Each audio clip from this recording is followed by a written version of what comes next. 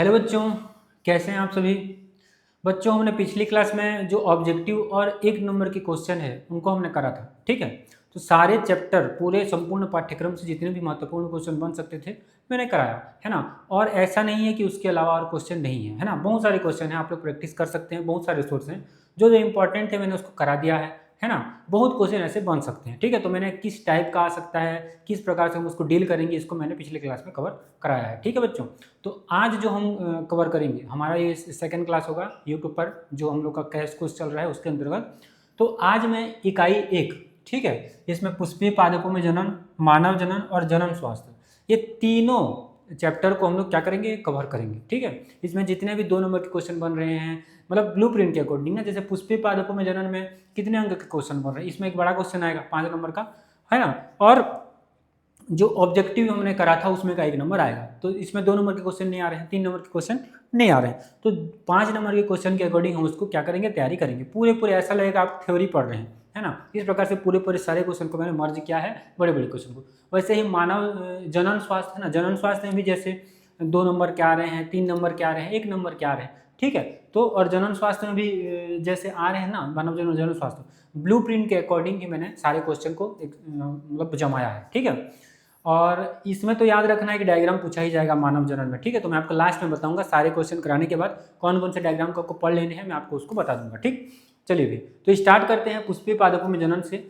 देखते हैं इसमें कैसे कैसे क्वेश्चन बन सकते हैं। ठीक, देखो सबसे पहले एक क्वेश्चन आपको पूछा जाएगा कि पुष्प के आवश्यक और सहायक अंगों के नाम लिखिए और उनके क्या क्या कार्य हैं। ये बन सकता है आपके क्वेश्चन में। ठीक है, तो ये क्वेश्चन मैं यूट्यूब में हल्के हालांकि करा चुका हूँ। ठीक है, सबसे पहला क्लास जब मैंने डाला था तो उसमें मैंने ये चैप्टर को कवर कराया हुआ था। ठीक है, तो आप सबको पता है कि पुष्प के 2 क्या क्या होते हैं, पुष्प के प्रजनन अंग, पुष्प क्या होता है, पुष्प पौधा का प्रजनन अंग होता है। पुष्प क्या होता है, पौधा का क्या होता है, भी प्रजनन अंग होता है, आपको पता है। ठीक है, तो इसके 2 अंग जो है वो 2 भागों में इसके अंगों को कितना 2 भागों में बांटा जा सकता है। ठीक है, और मैंने यही ऐसे बताया था, आवश्यक अंग और सहायक अंग, ऐसे बताया था ना मैं आपको।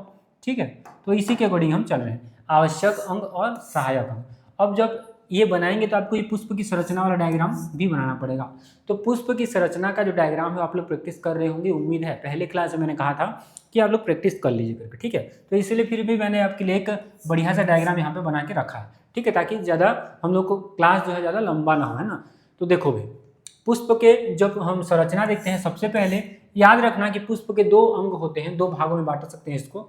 एक होता है आवश्यक अंग, है ना, और एक होता है सहायक अंग। ठीक है, यहीं पे आप देख लो, जो सेपल है ना, सेपल और ये पेटल, इस सेपल और पेटल है ना, इस यही क्या करेंगे, दल और बाह्य दल, है ना, दल और बाह्य दल बनाएंगे, जिसको हम क्या कहेंगे भाई, जिसको हम क्या कहेंगे, सहायक अंग कहेंगे, उसको क्या कहेंगे, सहायक अंग। और यहीं पे कुछ कुछ अंग जैसे कि आवश्यक अंग, ये पुंकेसर होगा और स्त्री केसर होगा। ठीक है, क्योंकि इनके बिना जनन जो है वो संभव नहीं है पुष्प में। ठीक, तो स्त्री केसर और पुंकेसर क्या हो जाएंगे, ये हो जाएंगे आवश्यक अंग। ठीक है, और स्त्री केसर के 2 भाग, पुंकेसर के ये भाग, इसको हम कभी आगे देखेंगे। ठीक है, इसके क्या क्या भाग है इसको तो देखेंगे। स्त्री केसर में क्या होता है, वर्तिकाग्र होता है, वर्तिका, अंडाशय, ये सब इसी में है। ठीक है, अंडाणु जिसको बीजांड कहेंगे, है ना।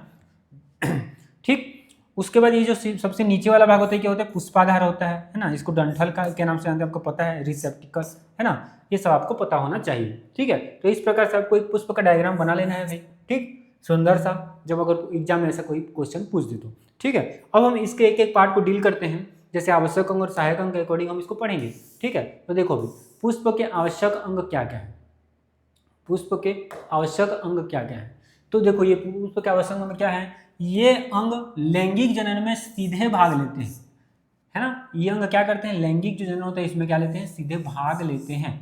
ठीक है भाई, देखो जो जो इसका जिसके बारे में जो बताता हूँ उसको मैंने एज इट इज यहाँ पे लिख लिया है, ताकि पीडीएफ जो आप पढ़ो तो आपको ज़्यादा इधर उधर भटकने की जरूरत ना पड़े, सब कुछ यहाँ पे लिखा लिखा है आपको मिल जाए। ठीक है, डायग्राम भी आपको मिल जाए। ठीक, डायग्राम को प्रैक्टिस कर लेना है, थ्योरी को एक बार पढ़ लेना है, और फिर आपको एक बार तैयारी भी करना है खुद से। ठीक है, चलो भाई, तो इसमें कितने भाग होते हैं, तो एक होता है पुंकेसर। ठीक है, यही एक आवश्यक अंग में है ना, पुष्प ये अंग जो होते हैं लैंगिक जनन में भाग लेते हैं। कौन से अंग, तो आवश्यक अंग। ठीक है, पहला क्या होता है, पुंकेसर, इसका क्या कार्य होता है, तो परागकण का निर्माण करना, नर जनन कोशिका प्रदान करता है। ठीक है, नर जनन कोशिका जो है ये क्या करता है, प्रदान करता है।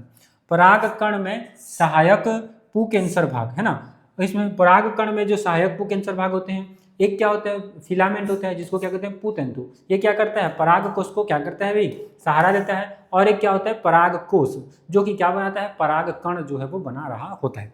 ठीक है, तो ये सारी बातें आपको पता होनी चाहिए। ठीक, ये पुंकेसर का समझ में आ गया। स्त्री के सर या इसको अंडक बोलते हैं, ठीक है, गाइनोसियम इसको बोलते हैं ना, इसको एंड्रोसियम बोलते हैं, आपको पता हो। ठीक है, इसका कार्य क्या है, तो बीजांड का निर्माण करना। जैसे ये क्या का निर्माण कर रहा था, परागकण का निर्माण कर रहा था, ये क्या का निर्माण करता है, ओव्यूल या बीजांड का निर्माण करता है। निषेचन के बाद बीज एवं फल का निर्माण करना इसका कार्य। ठीक है, दूसरा मादा जनन अंग के रूप में ये कार्य करता है। स्त्री के शरीर क्या करता है, ऊपर देखे थे, वर्तिकाग्र, वर्तिका, अंडाशय। वर्तिकाग्र क्या, स्टिग्मा बोलते हैं। तो ये परागकण को क्या करता है भाई, ग्रहण करता है। वर्तिकाग्र ही परागकण को क्या करता है भी, ग्रहण करता है, जो परागण होता है। ठीक, और वर्तिका क्या करता है, तो पराग नलिका का मार्ग होता है। ठीक है, वर्तिका। और उसके बाद अंडाशय क्या करता है, बीजांड धारण करता है। क्या करता है, ये बीजांड धारण करता है। यही से क्वेश्चन पूछता है कि अंडाशय से क्या बनता है, तो फल बनता है, और बीजांड से क्या बनता है, तो बीज बनता है। इसको मैंने ऑब्जेक्टिव में कराया हुआ था।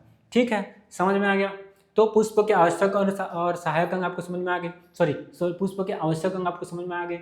आवश्यक अंग में हम क्या पढ़ते हैं, पुंकेसर और स्त्री केसर को बेसिकली पढ़ते हैं, जो कि मैंने आपको बता दिया। ठीक है भाई, नेक्स्ट आगे बढ़ते हैं। अब क्या है, पुष्प के सहायक अंग क्या है। पुष्प के सहायक अंग क्या होते हैं, तो पुष्प के सहायक अंग, ये अंग सीधे जनन में भाग नहीं लेते, परंतु सुरक्षा और आकर्षण में क्या होते हैं, ये सहायक होते हैं। सुरक्षा और आकर्षण में कैसे, जैसे पुष्प की सुंदरता के लिए यही बाह्य दल और दल जो है वो मतलब कि बेसिकली जिम्मेदार होते हैं। जो दल होता है, जो ग्रीन, जो कलरफुल होता है ना, दल वाला जो पोर्शन है वो क्या होता है, कलरफुल होता है। देखो, इसी के कारण आप कहते हैं पुष्प इतना सुंदर है, ये है। ठीक, गुलाबी कलर का, पीला कलर का, लाल कलर का। ठीक है, देखो भी कार्य क्या है, तो इसका कार्य है कली अवस्था में पुष्प की रक्षा करना। कली अवस्था में किसकी रक्षा करना, तो पुष्प की रक्षा करना। किसका कार्य है, तो बाह्य दल का। और हरे होने पर प्रकाश संश्लेषण भी में भी ये क्या होते हैं, सहायक होते हैं। फोटोसिंथेसिस में ये क्या होते हैं, सहायक होते हैं। और बाह्य दल क्या होते हैं, हरे होते हैं। और यही मैंने अभी दल के बारे में क्या बताया था, ये क्या होता है, रंगीन होते हैं और सुगंधित होते हैं। और सुगंधित जब होते हैं तो क्या करते हैं, ये कीटों को अपनी ओर क्या करते हैं, आकर्षित करते हैं।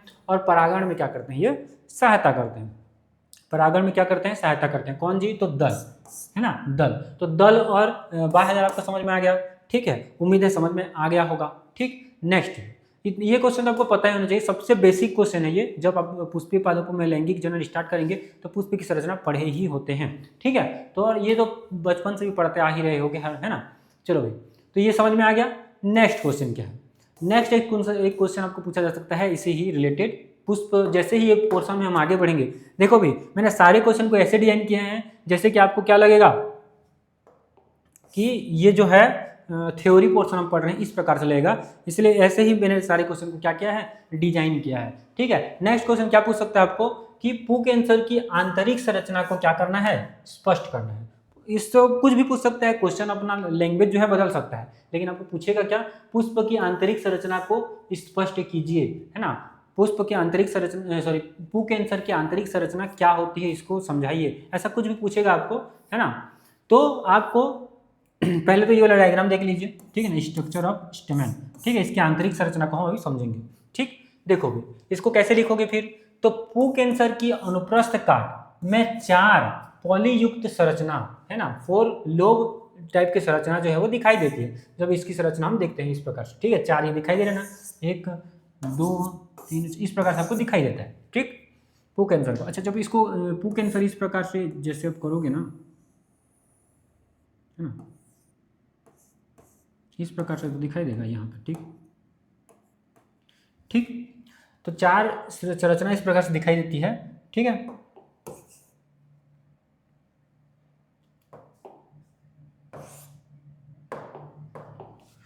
ठीक है जी। देखो, इसके पुतंतु वाले भाग में एक संवहन बंडल होता है। प्रत्येक पॉली में एक लघु बीजाणु यानी कि माइक्रोस्पोरेंजियम जो है वो होता है, जिसमें 4 भित्तियां होती हैं। इसी के बारे में भी हम चर्चा करेंगे। इसमें मिडिल लेयर, टेपिटम, इपिडर्मिस और इंडोथीसियम। क्या है, इंडोथीसियम, है ना, और ये कनेक्टिव, ये सारी चीज़ों के बारे में हम डिस्कस करेंगे। देखो 4 भित्ति कौन कौन से हैं, तो इपिडर्मिस, सबसे पहला वाला भाग क्या है, इपिडर्मिस है, दूसरा क्या है तो एंडोथीसियम, ये वाला भाग क्या है एंडोथीसियम, क्या है ये वाला एंडोथीसियम। फिर क्या है मध्य स्तर, ये मिडिल लेयर, इसके बारे में हम चर्चा कर रहे हैं। उसके बाद क्या है टेपिटम दिखाई देता है, ये वाला टेपिटम, ठीक है। टेपिटम के बारे में मैंने जब ऑब्जेक्टिव करा रहा था आपको बताया था, है ना, ये विकसित हो रहे परागकण को क्या करता है भाई, तो पोषण देता है। क्या देता है, पोषण। जो पूछा जाता है ये क्वेश्चन मोस्ट इंपोर्टेंट, ठीक है। और एक संयोजी होता है ना, इसको बोलते हैं संयोजी हिंदी में, है ना, कनेक्टिव। और यहीं पे क्या होता है स्पोरेंजियम टिश्यू, है ना, ये माइक्रो स्पोरेंजियम जो है, स्पोरेंजियम के टिश्यू मतलब कि लघु बीजाणु के क्या ऊतक यहाँ पे दिखाई देते हैं। अब इसके बारे में ये डायग्राम आपको समझ में आ गया, डायग्राम आपको समझ में आ गया, ठीक। इस प्रकार से आपको नाम को लिख लेना है और इस प्रकार से स्ट्रक्चर आपको दिखा देना है, ठीक। और ये 4 स्तर होते हैं, 4 भित्ति, ये सब, ठीक है। अब इसके बारे में और क्या चीज़ें हैं तो देखो भी इसके बारे में और क्या चीज़ें हैं तो लघु बीजाणु धानी, ठीक है। लघु बीजाणु धानी जो होता है कि गुहा में बीजाणुजनक कोशिकाएं स्पोरेंजियम सेल्स, जो अभी नीचे हम डायग्राम में देखे, ठीक है, होती हैं, जो विकसित हो रहे लघु बीजाणु मातृ कोशिकाएं बनाती हैं। यही क्या करती हैं, विकसित होकर क्या बनाती हैं, लघु बीजाणु मातृ कोशिका माइक्रोस्पोर मदर सेल का क्या करती है, ये निर्माण करती हैं। और ये मातृ कोशिका अर्धसूत्री विभाजन द्वारा मियोसिस द्वारा क्या होती है, अगुणित यानी कि, है ना, हैप्लॉइड होकर लघु बीजाणुओं का क्या करती हैं भाई, निर्माण करती हैं, जिसे लघु बीजाणु धानी कहते हैं। क्या कहते हैं, माइक्रोस्पोरोजेनेसिस कहते हैं। क्या कहते हैं, लघु बीजाणु धानी। अतः जिससे अंततः क्या बनता है, पराग कण जो है वो बनता है, पोलन ग्रेन। ये क्या होता है, इसी से क्या होता है, इसका निर्माण करता है। वो कैंसर की संरचना पढ़ रहे हैं ना, आंतरिक संरचना, तो उसमें ही क्या बनते हैं, पराग कण यानी कि पोलन ग्रेन जो है वो बन रहे होते हैं। अब देखो पराग कण भित्ति रचना की सबसे आंतरिक परत क्या कहलाती है, टेपिटम होती है। यहीं पे मैंने लिख दिया है, ठीक है। यह विकासशील पराग कण को क्या देती है, अभी पोषण देता है, मैं बता चुका हूं। टेपिटम की कोशिकाएं सघन जीव द्रव्य मतलब कि साइटोप्लाज्म से क्या होती हैं, भरी होती हैं और सामान्यतः एक से अधिक कंदकों द्वारा युक्त होती है ना। तो ये इंपॉर्टेंट बात क्या है कि पराग कण क्या होती हैं, पोषण देती हैं जो पराग कणों को, है ना। विकासशील पराग कणों को पोषण कौन देता है, तो टेपिटम देता है। ये पॉइंट आपको भी याद रखना है, इसी में आप लिख लेना उसको, ठीक है जी। समझ में आ गया, थोड़ा सा स्पीड चलेंगे हम लोग क्योंकि हम लोग को बहुत सारा पोर्शन खत्म करना है, ठीक है, और टाइम भी नहीं है ज़्यादा, ठीक है, एग्जाम पास ही है तो हम लोग को थोड़ा सा जल्दी करना पड़ेगा, ठीक है। तो समझ में आ गया सारा कॉन्सेप्ट, में कुछ भी छोड़ नहीं रहा हूँ, ठीक है ना, सब कुछ बता रहा हूँ, ठीक। आगे बढ़ते हैं, ये क्वेश्चन समझ में आ गया आपको। एक क्वेश्चन आपको ऊपर वाला पूछ सकता था, सेकंड क्वेश्चन इस प्रकार से आपको पूछ सकता है, ठीक है। तो इसमें डायग्राम बनाना है, 5 नंबर का पूछेगा तो, ठीक है ना। और 4 नंबर तो यहाँ देखो ये चारों का एक्सप्लेन करोगे, है ना, ये कहाँ कहाँ का भाग है, ठीक है ना, और इसके बारे में बताना है, इसके बारे में बताना, और ये डायग्राम को बताना है, ठीक है। तो आपको अच्छा खासा मार्क्स जो है वो मिल जाएगा, ठीक है। और भी अपने सोर्स के अकॉर्डिंग आप लोग लिख सकते हैं। नेक्स्ट क्वेश्चन क्या पूछ सकते हैं, पराग पुक आंसर बना लिए तो एक पराग कण की सूक्ष्मदर्शी संरचना सचित्र वर्णन कीजिए। अब क्या पूछ सकता है कि पराग कण को पूछ सकता है। पराग कण कहाँ बन रहा था, हमने देख लिया पोलन ग्रैंड कैसे बन रहा था। अब पराग कण की संरचना को भी देख लेते हैं एक बार डीपली से, ठीक है। देखो भाई मैं एक सीक्वेंस से चल रहा हूँ, जैसे हम लोग थ्योरी पर्सन में पढ़ते हैं ना, वैसे एक सीक्वेंस में चल रहा हूँ, लेकिन मैं उसको क्वेश्चन के फॉर्म में उसको लिया हूँ, ठीक है, क्वेश्चन के फॉर्म पे लिया हूँ। तो आप लोगों को क्या होगा, एक प्रकार से थ्योरी पढ़ रहे हैं टाइप का भी लगेगा और हमारे साथ ही साथ क्वेश्चन की प्रैक्टिस होते जाएगा, ठीक। चलिए भाई, एक पराग कण की सूक्ष्मदर्शी संरचना का सचित्र वर्णन कीजिए। अब इसको अपने हिसाब से कुछ भी पूछ सकते हो, पराग कण की संरचना लिखिए, पराग कण पर टिप्पणी लिखिए, कुछ भी पूछ देगा वो, ठीक है ना।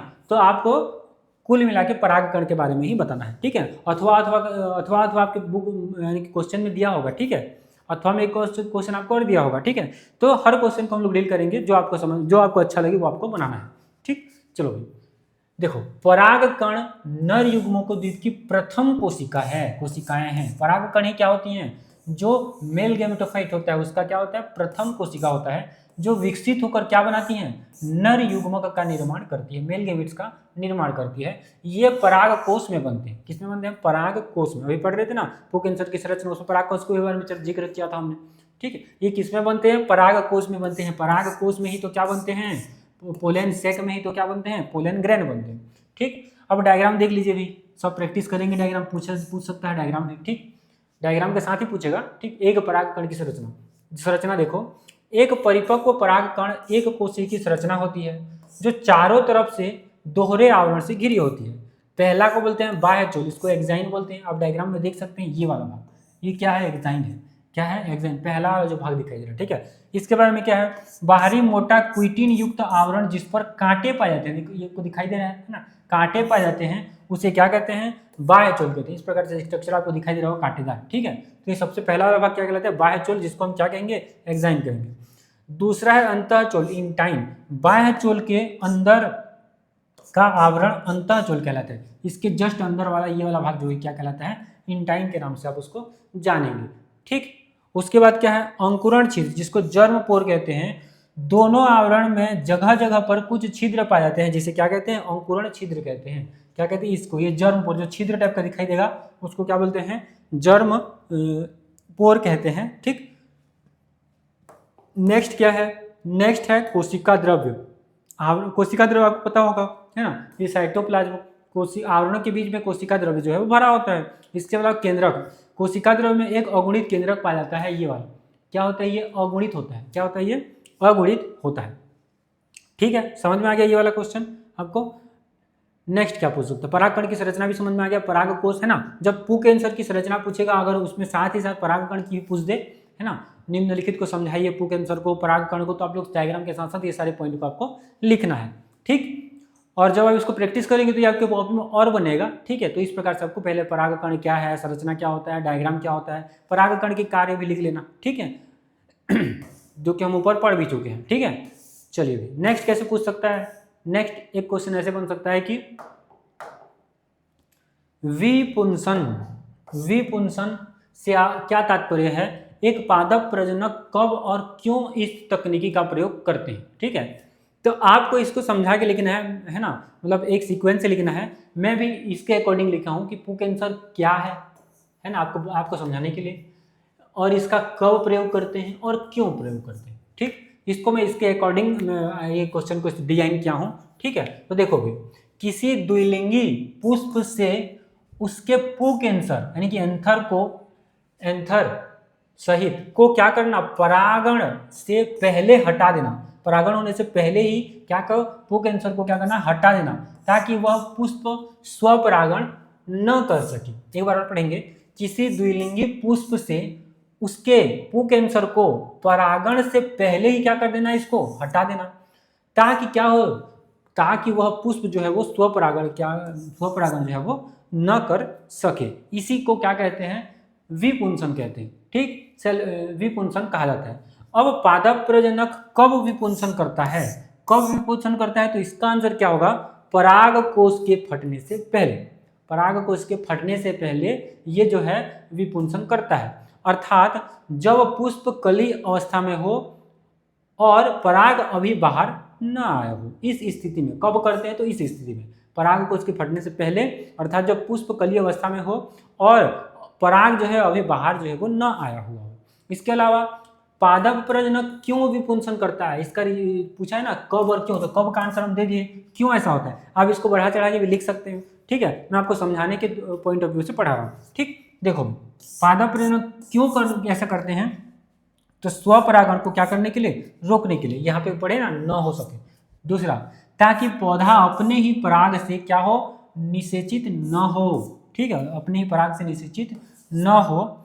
नियंत्रित संकरण के लिए, जिससे इच्छित नर पौधे के पराग से ही परागण कराया जा सके, ठीक। अगला एक पॉइंट है, उन्नत किस्म विकसित करने के लिए भी, है ना, ये सब इसके रीजन है, विपुंसन क्यों करते हैं, ये सारे इसके क्या है, रीजन हो सकते हैं, ठीक है। तो इस टाइप का भी क्वेश्चन आपको पूछा जा सकता है, तो आप लोग ध्यान रखेंगे, ठीक। नेक्स्ट को क्वेश्चन एक है, माइक्रोस्पोरोजेनेसिस के विभिन्न चरणों का अध्ययन, मतलब कि वर्णन करें, है ना।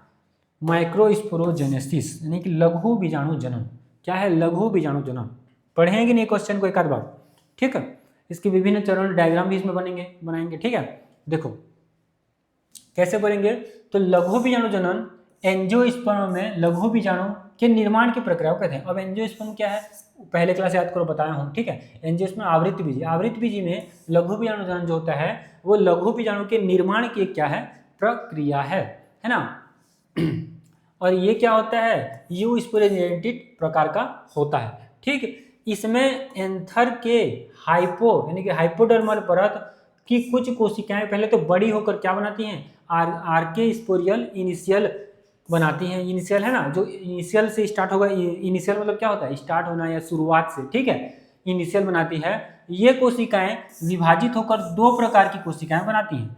एक तो पैराइटल कोशिका बनाती हैं, जो कि कहाँ होता है, बाहरी तरफ बनता है। क्या बनता है, अभी डायग्राम भी इसको समझेंगे, ठीक है। एक पैराइटल कोशिका बनाती है जो कि कहाँ होता है, बाहरी तरफ होता है ना। दूसरा प्राथमिक लघु बीजाणु कोशिका, ये भविष्य में क्या करती हैं, लघु बीजाणु मातृ कोशिकाएं बनाती हैं। भविष्य में क्या बनाती हैं, लघु बीजाणु मातृ कोशिका जो है वो बनाती है। एक एक को समझ लो। देखो पैराइटल कोशिका क्या है, ये परिणत और अपरिणत विभाजन से 3 या 5 स्तर की परत बनाती है ना। ये बाद में एंथर की परत का क्या करती है, ये निर्माण करती है। एंथर में जो भी परत है ना, जो परत बनती है उसका क्या करती है, ये निर्माण करती है, ठीक। प्राथमिक लघु बीजाणु कोशिका क्या करती हैं, एक दूसरे से जुड़कर लघु बीजाणु मातृ कोशिकाएं बनाती है। इसके अलावा ये बाद में मियोसिस से 4 हैप्लॉइड लघु बीजाणु का निर्माण करती है। देखो भाई 4, ये वाला देखो, 4 लघु बीजाणु हैप्लॉइड का निर्माण करती है। यहाँ पे कुछ देखो दिया है ना। पोलन का निर्माण लघु बीजाणु जनन के माध्यम से होता है। पोलन का निर्माण जो है वो किसके माध्यम से होता है, तो लघु बीजाणु जनन के माध्यम से ही होता है।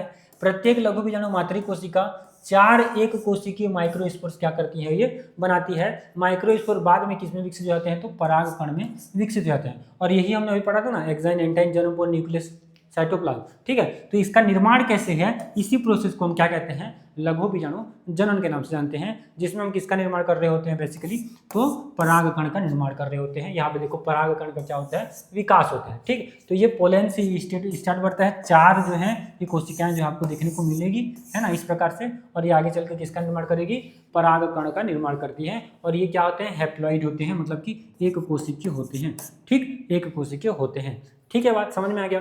अब देखो परागकण के निर्माण की प्रक्रिया में देखो, शॉर्ट में अगर इधर लिख दूं मैं, अगर शॉर्ट में समझेंगे तो पहले क्या होता है, आर्किस्पोरियल इनिशियल विभाजन होकर बाहर की ओर पैराइटल कोशिका बनाती है और अंदर की ओर प्राथमिक लघु बीजाणु कोशिका बनाती है। प्रारंभ में लघु बीजाणु मातृ कोशिका आपस में जुड़ी रहती हैं। थोड़े समय बाद वह गोलाकार हो जाती है। क्या होती हैं, गोलाकार हो जाती हैं। इनमें से कुछ मातृ कोशिकाएं सहायक कोशिका को क्या करती हैं, पोषण देती हैं, है ना। फंक्शनल माइक्रोस्पोर मदर सेल, फिर उसके बाद मयोसिस होता है, फिर 4 लघु बीजाणु हैप्लॉइड बनते हैं, और उसके बाद जाके क्या बनता है, एक परागकण का क्या होता है भाई, निर्माण होता है, ठीक है जी। समझ में आ गया।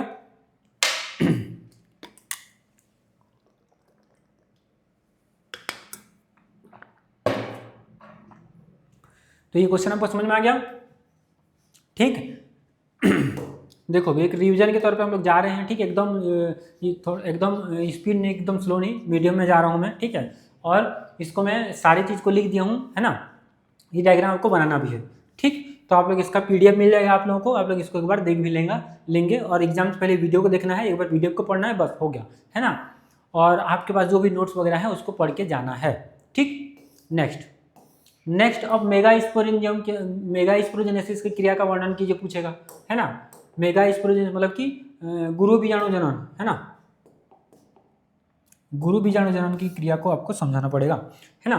तो ये डायग्राम को आप देख लीजिए, है ना, कैसे मायोसिस हो रहा है, प्राइमरी आर्चिल सेल कैसे बन रहा है ना। ये सारी चीज़ों को एक बार देख लीजिए।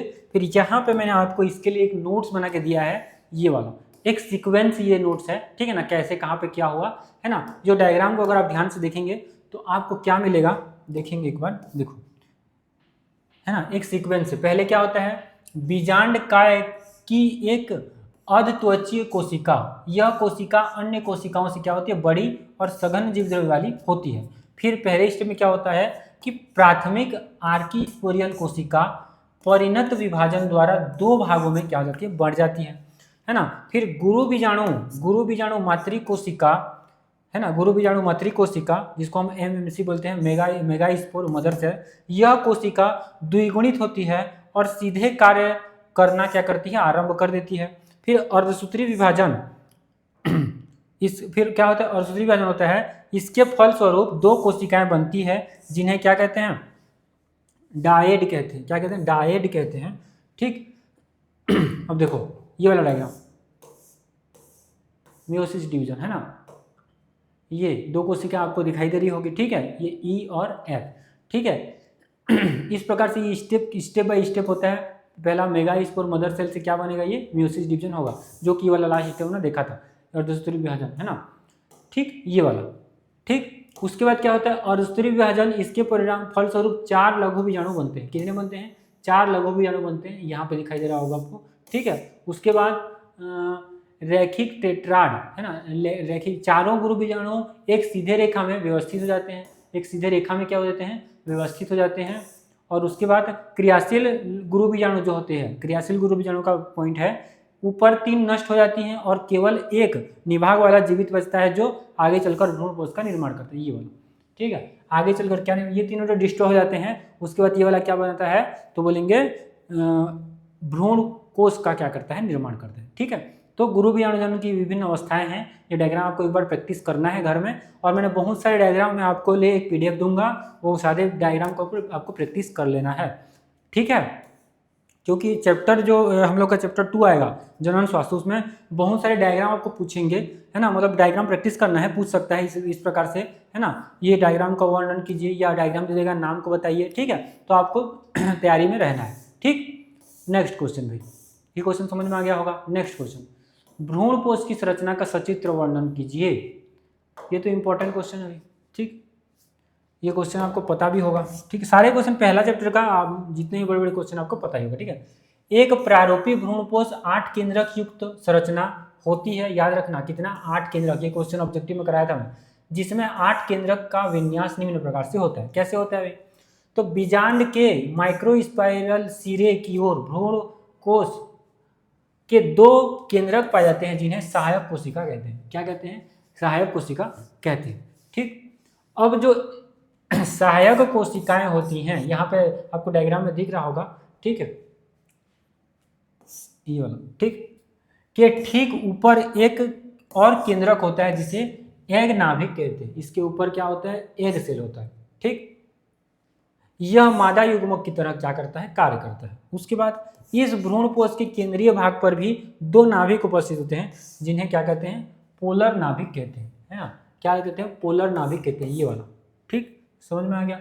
ऊपर एंटीपोडल्स होते हैं, सेंट्रल वैक्यूल्स और पॉलीफॉर्म एपियर्स। ये इंपॉर्टेंट नहीं है, जो लिख रहे हैं वहाँ पे ही वही इंपॉर्टेंट, जो भी लिखा हुआ है, जो ही लिखा हुआ है वही इंपॉर्टेंट है, ठीक।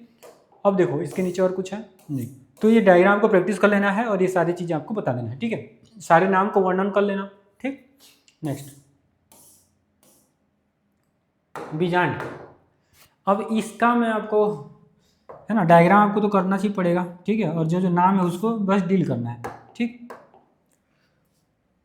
देखो बीजांड एक गोलाकार संरचना है, ठीक, जो बीजांडासन के साथ बीजांड वृंत द्वारा क्या होता है, जुड़ा रहता है। बीजांड का स्थान वहाँ बीजांड वृंत से जुड़ा रहता है, क्या कहलाता है, हीलियम कहलाता है। कौन सा भाग, तो ये वाला भाग, ठीक है, ये वाला भाग क्या कहलाता है ना, बीजांड वृंत, जिससे बीजांड का स्थान जहाँ बीजांड वृंत जो है वो जुड़ा रहता है, उसको क्या कहते हैं, हीलियम, या क्या कहते हैं इसको, तो नाभिका कहते हैं। क्या कहते हैं, नाभिका कहते हैं, ठीक है। अब बीजांड का क्या होता है, न्यूक्लियस। यह बीजांड का शरीर है, जिसमें जो है भ्रूणपोष ये रहता है ना, जिसमें क्या रहता है, भ्रूणपोष जो है वो रहता है, ठीक, ये वाला बात, ठीक। उसके बाद इंटर के मतलब कि अध्यावरण होते हैं, 2 अध्यावरण होते हैं, आउटर और इनर, ठीक है। यहाँ पे कितने दिए हैं, ये इंटर, ये दो प्रकार के होते हैं, एक आउटर और एक इनर, ठीक। उसके बाद क्या है, अंतः आवरण, देखो एक अंतः आवरण, एक बाह्य आवरण, ठीक है। उसके बाद बीजांड द्वार, माइक्रोफिल, क्या है, माइक्रोफिल, ये वाला भाग, ठीक है, ये बीजांड द्वार है, ठीक है। अध्यावरण बीजांड काय को चारों ओर से घिरे रहते हैं और सिर्फ एक संकरा द्वार बनाते हैं, जिसे बीजांड द्वार कहते हैं। यह पराग नलिका को बीजांड में प्रवेश देती है, ठीक है। उसके बाद भ्रूणकोष, है ना, उसी में क्या है, भ्रूणकोष। भ्रूणकोष के बारे में क्या दिया है, देखो बीजांड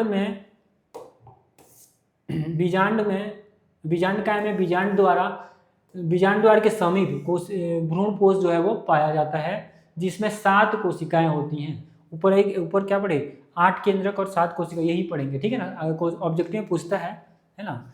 अब देखो भ्रूणपोष की कोशिकाएं क्या होती हैं, एग एपरीमेंट उपकरण, ठीक है, एपरेटस कहते हैं इसको, एग उपकरण, ऊपर जो देखे थे, ठीक है, डायग्राम में।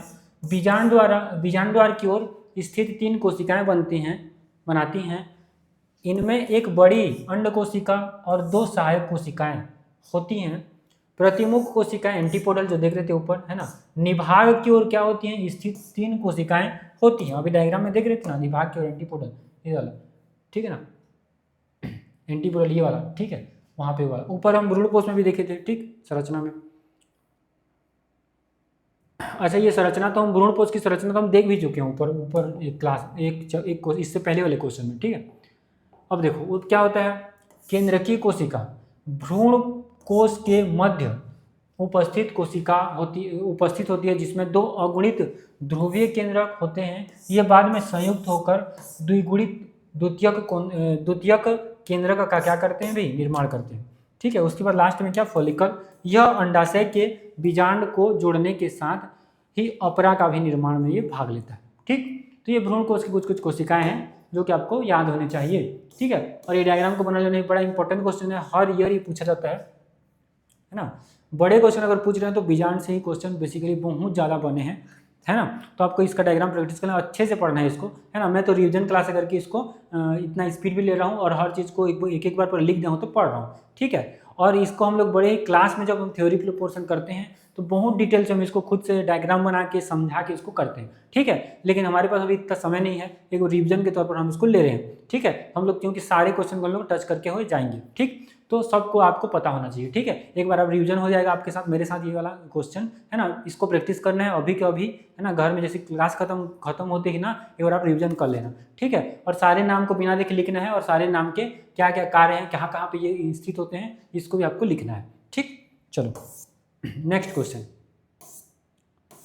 क्वेश्चन है, आवृतबीजी पौधे में द्विनिषेचन एवं त्रिसंयोजन की क्रिया को क्या करना है भी समझाना है, ठीक। अच्छा क्वेश्चन है ये, और इस पूरे चैप्टर का एक बेहतरीन कॉन्सेप्ट है ये वाला, ठीक। मतलब आवृतबीजी पादपों में ये विशेषता होता है कि उसमें क्या पाया जाता है, द्विनिषेचन जो है वो पाया जाता है। देखो अब निषेचन क्या होता है पता होगा आपको। नर और तथा मादा युग्मक बीजांड के अंदर भ्रूण कोश में संलयित होकर युग्मनज बनाते हैं। इस क्रिया को क्या कहते हैं, युग्मन या निषेचन कहते हैं। निषेचन की क्रिया जो है वो कुछ चरणों में पूरा होती है। सबसे पहला जो चरण होता है परागकणों का अंकुरण से होता है, परागकणों का अंकुरण। ये डायग्राम को ऐड करना है, ठीक है, बुक में ये डायग्राम दिया हुआ है, तो ये डायग्राम को ऐड करना है। एंथर, स्टिग्मा वाला, male gametes, pollen sac, pollen grain, style, filament, है ना, ovary, ovule, female gametophyte, petal, sepal, ये सारे डायग्राम आपको बनाना है, प्रैक्टिस करना है, बिना देखे ही आना चाहिए। बायोलॉजी के स्टूडेंट हो ये आना चाहिए, ठीक। अब परागकणों के अंकुरण में सबसे पहले क्या पढ़ेंगे, परागण की क्रिया द्वारा परागकण उपयुक्त पुष्प के वर्तिकाग्र में पहुंचकर अंकुरित हो जाते हैं। अंकुरण से पराग नलिका का क्या होता है, निर्माण होता है। अंकुरण से क्या होता है, पराग नलिका का क्या करता है, निर्माण होता है। अब पराग नलिका का पथ कैसा होता है, तो पराग नलिका वर्तिका से होकर भ्रूण कोश में क्या करती है, प्रवेश करती है। यह प्रवेश 3 प्रकार का होता है। अब ये कैसे 3 प्रकार का होता है, देखो, एक होता है पुरोगेमी, है ना, एक क्या होता है पुरोगेमी होता है, इसको भी समझेंगे क्या है, ठीक है। देखो जब पराग नलिका अंड द्वार से होकर भ्रूण कोश में प्रवेश करती है तो इसको क्या बोलते हैं, पुरोगेमी।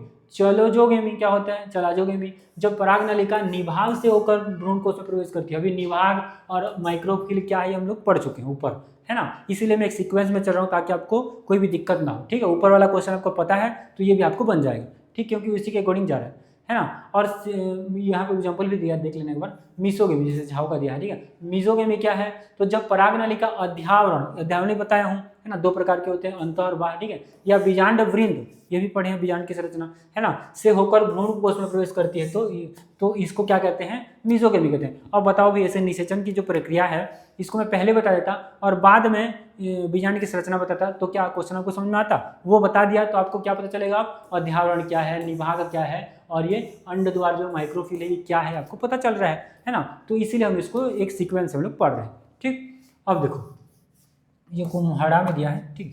तीसरा स्टेप क्या है, तो पराग नलिका का भ्रूण कोश में क्या होना, प्रवेश करना। कैसे प्रवेश करता है, तो पराग नलिका का भ्रूण कोश में सहायक कोशिका के बीच से होकर आगे बढ़ती है और पराग नलिका क्या होता है, भ्रूण कोश के अंदर पहुंचकर क्या होता है भाई, फट जाता है, ठीक। उसके बाद क्या है अगला वाला चौथा स्टेप, तो युग्मकों का क्या होता है, संलयन होता है। तो एंजियोस्पर्म में विशेष प्रकार का निषेचन होता है जिसे क्या कहते हैं, दोहरा निषेचन कहते हैं।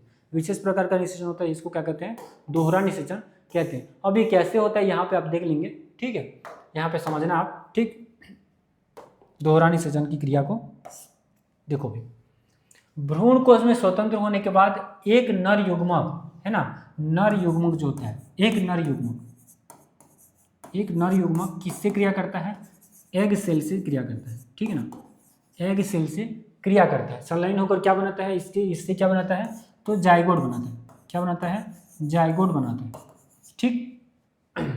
यह युग्मनज क्या होता है, 2n होता है, ये क्या होता है, 2n होता है, ठीक है। दूसरा नर युग्मक भी होता है ना, एक दूसरा नर युग्मक होता है ना, जो मैंने कराया है एग्जॉप्टिक में भी, नर युग्मक होता है जो किससे क्रिया करता है, दूसरा नर युग्मक द्वितीयक केंद्रक के साथ मिलकर क्या बनाती है, द्वितीयक केंद्रक के साथ मिलता है ना, द्वितीयक केंद्रक के साथ ये मिलता है और क्या बनाता है, त्रिगुणित होता है, क्या बनाता है, 3n यानी कि त्रिगुणित हो जाता है, क्या होता है, त्रिगुणित होता है, त्रिगुणित बनाता है। इस प्रकार दो नर युग्मक का क्या होता है, संलयन 2 बार होता है, एक बार इसका हुआ पहला नर युग्मक का, एक बार किसका हुआ, इसका हुआ नर युग्मक का, ठीक है। और ये क्या होता है, 3n जो है वो बनाता है, ठीक। अब देखो भाई, इस प्रकार दो नर युग्मक का संलयन 2 बार होता है, जिसे क्या कहते हैं, इसी को क्या कहते हैं, दोहरा निषेचन कहते हैं। और इसका वर्णन नवसीन ने किया था, नवसीन ने किया था, एक वैज्ञानिक है। आवृत्ति जी में त्रिगुणित केंद्रक के बनने की प्रक्रिया को ही क्या कहते हैं, त्रिसंलयन बनते हैं। ये त्रिगुणित जो केंद्रक बन रहा है, इसके जो बनने की संरचना ही क्या कहलाता है, त्रिसंलयन कहलाता है। इस त्रिगुणित केंद्रक को प्राथमिक भ्रूणपोष केंद्रक भी कहते हैं। यही क्वेश्चन आपको ऑब्जेक्टिव में पूछा था, प्राथमिक भ्रूणपोष जो केंद्रक है वो किसके मिलने से ऐसे बनता है, ऐसे करके पूछा था, है ना। द्वितीयक केंद्रक है ना, द्वितीयक केंद्रक, या इसको हम लोग क्या कहेंगे, ध्रुवीय केंद्रक भी कहते हैं, क्या बोलते हैं, ध्रुवीय केंद्रक भी कहते हैं, ठीक। चलो भाई समझ में आ गया, ध्रुवीय केंद्रक से मिलने से या द्वितीयक केंद्रक के मिलने से क्या बनता है, त्रिगुणित संरचना जो बनती है, इसी को हम क्या कहते हैं, प्राथमिक भ्रूणपोष केंद्रक जो है वो कहते हैं, ठीक। इसका महत्व पूछता है दोहरा निषेचन का, ठीक है। दोहरा निषेचन द्वारा निर्मित त्रिगुणित केंद्रक विकसित होकर भ्रूणपोष का निर्माण करता है। यह भ्रूणपोष परिवर्धन के समय भ्रूण को क्या करता है, पोषण जो है वो दे रहा होता है, ठीक है। समझ में आ गया, चलो भाई, तो यहाँ तक उम्मीद है आपको समझ में आ गया होगा सारे क्वेश्चन, जो क्वेश्चन मैंने आपको कराए, ठीक है। नेक्स्ट क्वेश्चन क्या है, परागण को समझाना है ना, परागण को समझाना है। देखो भाई, परागण जैसे ही समझना, आपको क्या क्या लिखना है, पूरा एक टेबल में पूरा बना देना ना, परागण आप क्या क्या टॉपिक सिनॉप्सिस लिख देने के बाद अगर बड़ा क्वेश्चन पूछे तो देखो परागण क्या होता है, पू कैंसर के परागकोश से पू कैंसर के परागकोश से पराग कणों का उसी पुष्प या दूसरे पुष्प के किसी पुष्प के वर्तिकाग्र पर जाना ही क्या कहलाता है, परागण कहलाता है। परागण जो है वो 2 प्रकार के होते हैं। पहला एक होता है स्वपरागण, इसके टाइप अगर यहाँ पे टाइप लिख देना, प्रकार है ना, प्रकार में सबसे पहले क्या होता है, स्वपरागण, और एक होता है परपरागण, ठीक है। स्वपरागण और परपरागण, सबसे पहले क्या होता है, स्वपरागण। ये क्या होता है, जब परागकण उसी फूल या उसी पौधे के किसी अन्य फूल के वर्तिकाग्र पर पहुंचते हैं तो ये क्या होता है, स्वपरागण होता है। ये भी कितने प्रकार का होता है, तो 2 प्रकार का होता है। कितने प्रकार का होता है, 2 प्रकार का होता है। एक को बोलते हैं ऑटोगेमी और एक को बोलते हैं जाइटोनोगेमी, ठीक है। ऑटोगेमी क्या होता है, तो परागकण एक ही फूल में होता है, और जाइटोनोगेमी क्या होता है, परागकण एक ही पौधे के 2 अलग अलग फूलों के बीच जो है ये हो रहा होता है। फूल प्रायः द्विलिंगी होते हैं। यहाँ पे जो आनुवांशिक रूप से स्वपरागण जैसे ही जो है वो प्रभाव देखने को मिलता है, आनुवांशिक रूप से जो स्वपरागण होता है उसी प्रकार से देखने को मिलता है। दोनों का उदाहरण देख लेना है। मटर चावल क्या करते हैं, ऑटोगेमी करते हैं, मक्का क्या करता है, जाइटोगेमी करता है, ठीक है। समझ में आ गया, तो इस प्रकार से आपको स्वपरागण में लिखना है। नेक्स्ट है परपरागण, इसको भी बहुत डिटेल से पूछ देता है ना, कभी कभी इसका अंदर का ही पूछ देता है, ठीक। अब देखो परपरागण क्या होता है, जब परागकण किसी दूसरे पौधे पर स्थित पुष्प के वर्तिकाग्र पर स्थानांतरित हो, चाहे वह उसी प्रजाति का या अन्य जाति का हो, है ना, तो इस प्रकार परागण को परपरागण अथवा परनिषेचन जो है वो कहते हैं, एलोगेमी, ठीक है। समान प्रजातियों के बीच की परपरागण जीनोगेमी कहलाता है ना, समान प्रजातियों के बीच, ठीक है। परपरागण के लिए माध्यम की आवश्यकता होती है, मोस्ट इंपोर्टेंट यही पर परागण इसी कारण है क्योंकि इसके लिए क्या होती है, माध्यम की आवश्यकता पड़ती है ना, जो परागकणों को एक पौधे से दूसरे पौधे तक क्या कहते हैं पहुंचाता है। पहुंचाने के लिए किसकी जरूरत पड़ती है, तो माध्यम की जरूरत पड़ती है, मोस्ट इंपॉर्टेंट। ठीक है, पर परागण में ही तरह के माध्यम की जरूरत पड़ता है। ठीक है, अब सबसे पहले पर परागण के प्रकार देखें तो सबसे पहले हम क्या देखेंगे, वायु परागण। वायु यानी कि हवा द्वारा होता है, तो एक माध्यम हो गया ना वायु, है ना, वायु एक माध्यम हो गया। ठीक है, वायु परागण में देखो जैसे मक्का एक लिंगी पौधा होता है जिसमें ऊपर की ओर क्या होता है, नर युग्मक होता है जिसको टेसल पर, है ना, और मादा पुष्प नीचे यानी कि भुट्टे पर, जो भुट्टे पर होता है ना, तो होता है ना।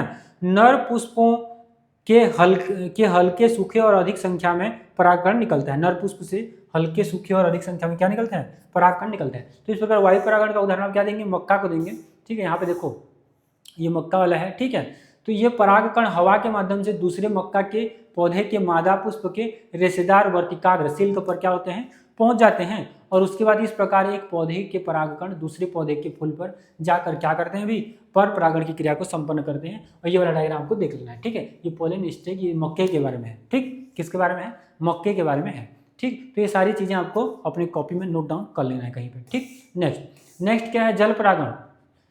जल द्वारा परागण होता है, माध्यम क्या होता है, जल। वेलिसिनेरिया में ये देखने को मिलता है। ठीक है, जल में उगने वाले पौधे में पाया जाता है, उदाहरण वेलिसिनेरिया, हाइड्रेला, ये सब इसके उदाहरण है। वेलिसिनेरिया एक जलीय पौधा होता है, इसमें मादा फूल लंबी डंठल द्वारा पानी की सतह तक आ जाती है ना। नर फूल डंठल से टूटकर पानी की सतह पर तैरने लगते हैं। जल की धारा के साथ नर फूल मादा फूल के पास पहुंचते हैं। नर फूल से निकले परागकण मादा फूल के वर्तिकाग्र पर पहुंचकर परागण करते हैं। परागण के बाद मादा फूल की डंठल कुंडली बनाकर फूल को पुनः जल के अंदर जो है वो खींच लेती है। तो ये सारे प्रोसेस जो है आपको देखने को मिलता है इसमें। देखो ये मेल फ्लावर, फीमेल फ्लावर। ठीक है, और क्या प्रोसेस होता है मैंने यहाँ पे आपको पढ़ के बता दिया। और देखो वेलिसिनेरिया में जल द्वारा होने वाले परागण को एपीहाइड्रोफिली भी कहा जाता है, ये पॉइंट भी आपको याद रखना है। हो गया। अब देखो जंतु परागण, इसमें साल्विया का पूछता है ना, मुख्य इंपॉर्टेंट है ना। साल्विया का आपकी बुक में दिया है, डायग्राम और सब कुछ दिया है डिटेल से, है ना। तो इसको शॉर्ट में कैसे बनाया हो, देखो परागण जंतुओं द्वारा होता है ना। माध्यम कौन होते हैं, जंतु होते हैं माध्यम। तो सबसे पहले कीट परागण, इसमें कीट होगा माध्यम। परागण की क्रिया कीटों जैसे कि मधुमक्खी, तितली आदि द्वारा ये होता है। उदाहरण एक साल्विया में है ना। साल्विया में परागण कीटों मुख्यतः मधुमक्खी द्वारा होता है। इसमें लीवर मैकेनिज्म पाया जाता है, किसमें, इसमें। ठीक है, लीवर मैकेनिज्म पाया जाता है। जब मधुमक्खी मधु रस लेने के लिए फूल में प्रवेश करता है तो वह कैंसर के लीवर भागों को क्या कर देता है, धक्का दे देता है। ठीक, क्या करते हैं, धक्का दे देता है, जिससे क्या होता है, इससे पराग कोष नीचे झुककर मधुमक्खी की पीठ पर परागण चिपका देता है। जब वही मधुमक्खी किसी दूसरे साल्विया फूल पर जाती है तो उसी पीठ पर लगे परागकण उस फूल के वर्तिकाग्र पर स्थानांतरित हो जाता है। इस प्रकार क्या होता है, पर परागण संपन्न हो जाता है। ठीक, ये वाला डायग्राम है। ठीक है, बुक में साल्विया का और भी डायग्राम दिया है, तो मैंने आपके लिए ये वाला लगा दिया। ठीक, तो समझ में आ गया कीट परागण। नेक्स्ट जंतु परागण में ये पक्षी परागण। देखो भाई पक्षी परागण क्या होता है, पक्षी परागण में देखेंगे परागण पक्षियों द्वारा होता है। फूल बड़े लाल नारंगी मधुरस से भरपूर होते हैं, उदाहरण सेमल और गुलमोहर। इसके अलावा चमगादड़ में भी होता है। तो परागण किसके द्वारा होगा, चमगादड़ द्वारा होगा, है ना। और फूल बड़े रात्रि में खिलने वाले तीव्र गंध की उदाहरण देखिए केला और अगावी, ये सब जंतु परागण का उदाहरण है ना। ठीक है, और क्या है, भौरे द्वारा, तो भौरों द्वारा मधुमक्खियों द्वारा होगा। परागण अत्यंत प्रभावी होता है, उदाहरण सेब और बादाम। तो ये सारे आपको देख लेने हैं। ठीक है, ये सारे पॉइंट आपको क्लियर होने चाहिए कि किसके द्वारा क्या क्या होता है। तो परागण के बारे में इस प्रकार से लिख लेना है। उसके बाद एक पॉइंट और लिखना है नीचे कि पर परागण से लाभ और हानियां क्या है और स्वपरागण से लाभ और हानियां क्या है। ठीक, देखो पर परागण के लाभ, आनुवंशिक विविधता में वृद्धि होती है, नई एवं उन्नत किस्मों का विकास होता है, पौधे की सहनशीलता बढ़ती है। और भी पॉइंट्स हैं, आप लोग लिख सकते हैं, बहुत सारे मैंने मुख्य लिख लिए हैं। और इससे हानियां क्या है, परागकणों की अधिक आवश्यकता पड़ती है और बाह्य कारक पर जो है निर्भर करता है। बाह्य कारक माध्यम की जरूरत पड़ रही है। ठीक, उसके बाद स्वपरागण के क्या लाभ है, क्या हानि है, देखो ये भी लिखना है, मेंशन करना ही पड़ेगा आपको। ठीक है, बड़े क्वेश्चन अगर पूछ दे तो। ठीक, क्या क्या, देखो परागकणों की अधिक मात्रा में आवश्यकता नहीं होती स्वपरागण में, ये लाभ है। स्वपरागण की प्रक्रिया सहज और क्या होती है, सुलभ होती है। स्वपरागण से बने बीज शुद्ध नस्ल वाले होते हैं। पुष्प को रंग, सुगंध तथा मकरंद स्त्राव करने के लिए आवश्यक नहीं पड़ती। जिन पुष्प में पर परागण नहीं होता वहाँ स्वपरागण द्वारा निषेचन होता है। इसके अलावा इसकी हानियां भी कुछ कुछ हैं। तो स्वपरागण पुष्प के बीच संख्या में कम, हल्के एवं छोटे होते हैं। परागण के बाद उत्पन्न पौधे में अच्छे व स्वस्थ पौधे के गुण का सम्मिश्रण नहीं हो पाता, ये भी इसका एक हानि है। इस परागण से उत्पन्न पौधों में केवल एक ही पौधे के गुण जो है वो मिलते हैं। इस परागण से उत्पन्न पौधे दुर्बल व अस्वस्थ होते हैं। पादप विकास की संभावना जो है वो घटती है। पादप विकास की संभावना जो है वो क्या होती है, घटती है। ठीक है, समझ में आ गया?